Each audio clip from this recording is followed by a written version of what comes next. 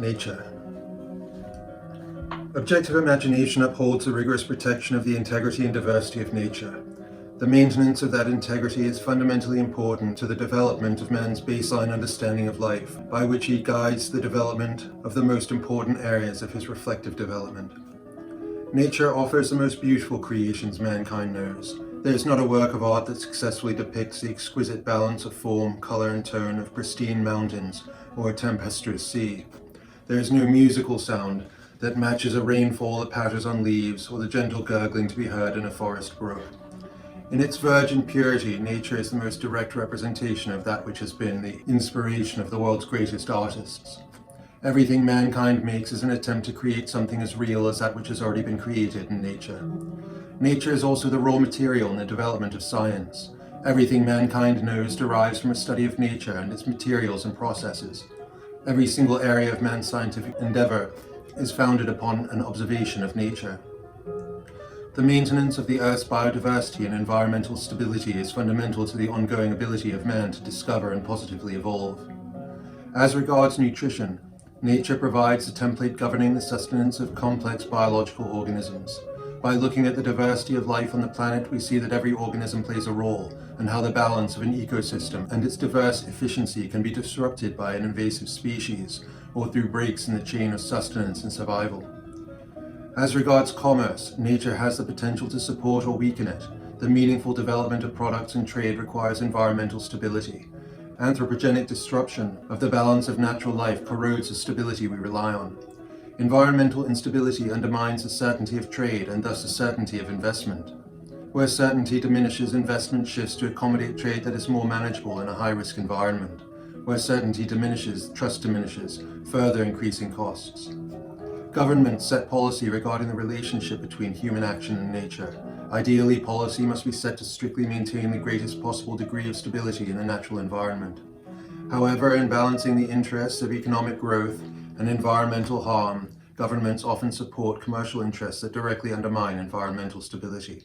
Nature's beauty has not only inspired the world's greatest artists, it has inspired the world's greatest spiritual and philosophical minds.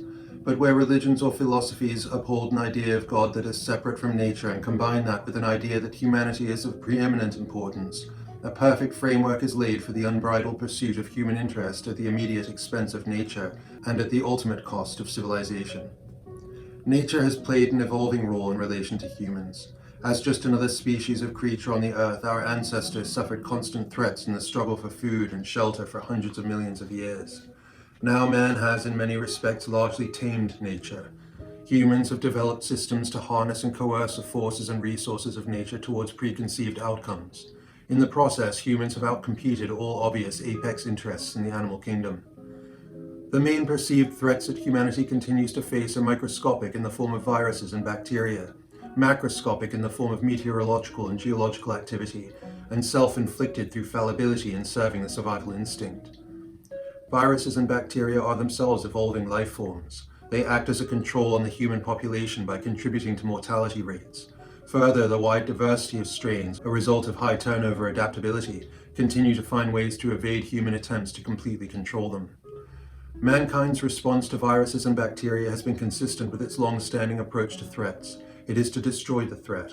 But with greater understanding, mankind has seen that there is more to viruses and bacteria than their threat.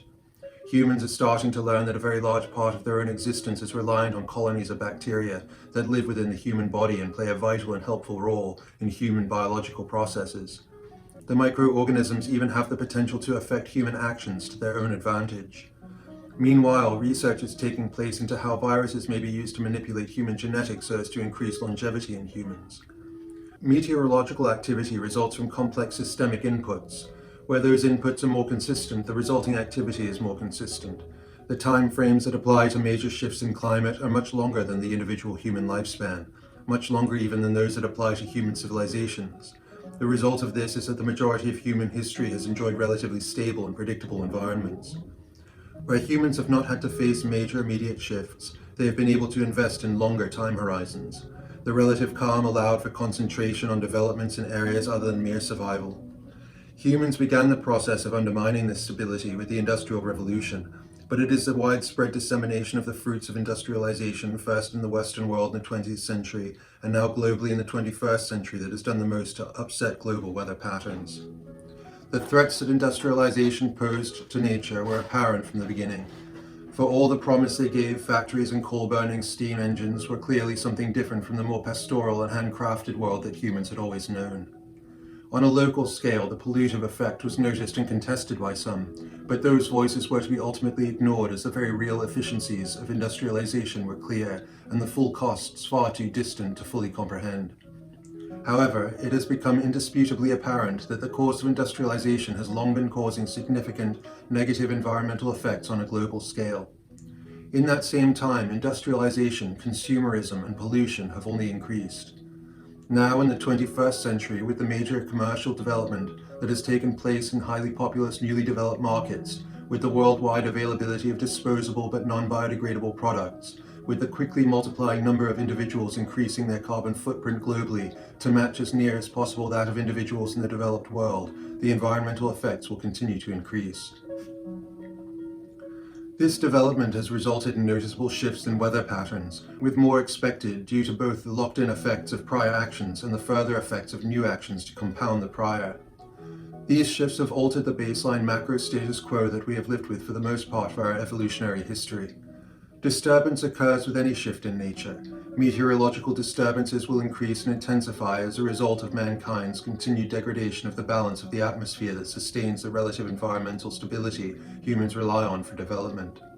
These shifts will create stresses on established infrastructure, increasing costs for those affected, and the bankrupting of those that cannot adapt quickly enough to evolve effectively to the new environment. The accompanying uncertainty will shift attention to shorter-term considerations and will thereby exacerbate the problem.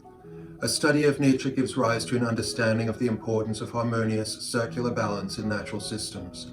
It gives rise to an understanding that the most beautiful systems are those that evolve reciprocally and over time.